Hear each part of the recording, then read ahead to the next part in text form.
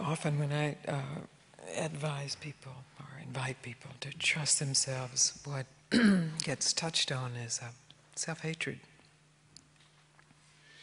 Because they feel they have failed themselves or failed others. They have failed the test. We have failed the test so many times. I know when I would look into myself, I didn't like what I saw. But really what I was looking into was my personality. And it was a mess. You know, there were wounds and concrete blocks and there were just all kinds of stuff there. It was like, oh my God. And so the thrust was for me to escape that or fix it, to get help for it, to fix it. And I spent years both escaping it in many different ways and fixing it. But however I fixed it, there would always be something sort of burbling up from the depths that would destroy it. And I had to recognize that was my own self-hatred. And by self-hatred, I meant hatred of this body and its limitations and its, what seemed to me, inherent ugliness and filth, even though I liked it sometimes, you know, if it got fixed up and particular mirrors and but that was there, this hatred. And so, like the fear of death or non-existence, this self-hatred is it's a horrific gift, and it seems to come with most humans who were raised by most parents. Just gets inbred in there. Bad girl, wicked girl, stupid girl, mean girl, selfish girl. And it's like, oh, it's right, you have the proof of all of that. And so the trust, when you trust yourself, is actually willing to penetrate that, to discover what's underneath it. And the byproduct of that penetration is the liberation of this wicked, bad, ugly, filthy little girl, bad seed, throwback, however we formulated it, and whatever support we've gotten for that formulation. That's what gets liberated. And the trust is still opening to what's underneath that. But to get underneath it, there has to be a penetration of what the barrier is, the disbelief, the fear, the self-hatred, with all of our proof of how that is so. So I've shared with people before, finally it wasn't, I didn't see myself as an image, I just saw dark, murky energy. And I had already met sort of the frantic, hysterical, crazy energy. This was under that. The frantic, hysterical energy was an attempt to escape this dark, murky stuff. And it's like, oh my God, not that. But here it was.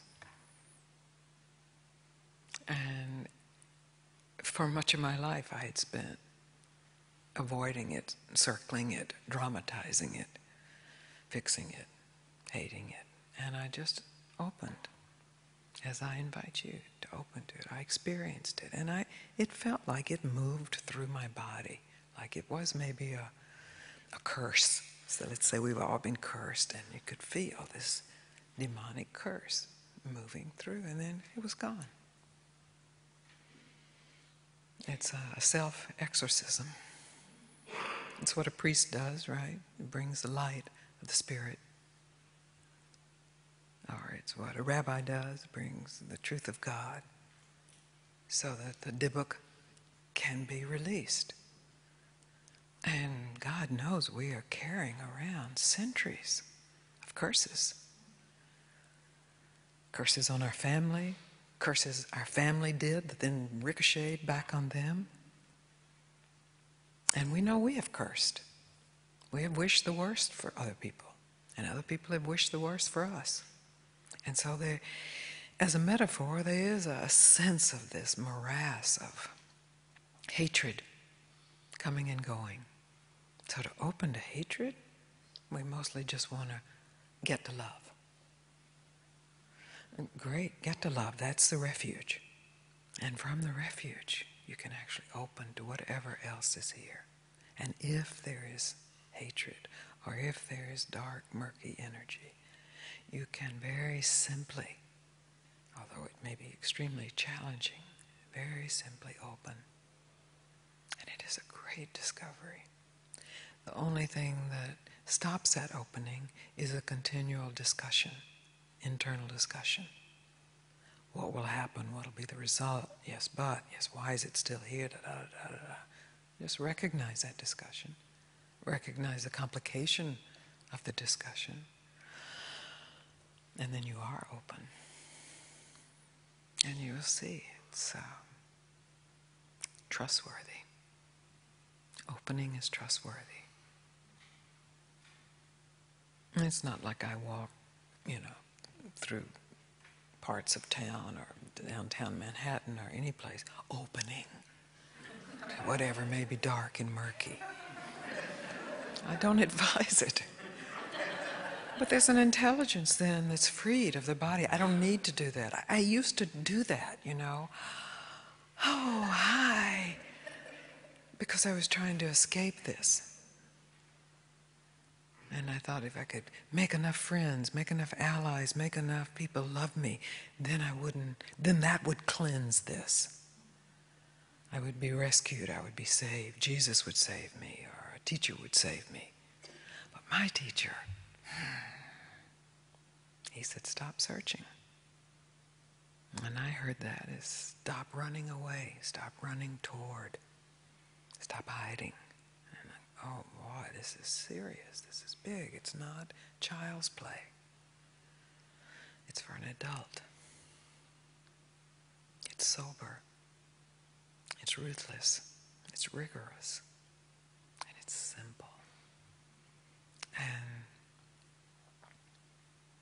I can't even begin to explain the byproduct of that. The self-confidence. I don't have confidence in my personality, or my confidence in my ability to speak what can't be spoken, but absolute, total confidence in the truth of who I am. And that's available for you, because it's the same I am. Whatever distortions of your personality or dysfunctions of your physical, mental, emotional life, the ground is the same consciousness, radiant in itself. So are we showing that video tonight? There's a video tonight that we've compiled different clips about self-hatred.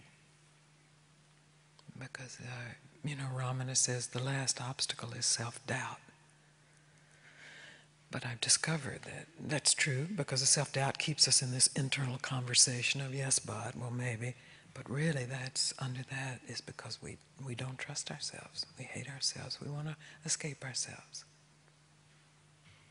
And if we open to what's here, there's no room for doubt.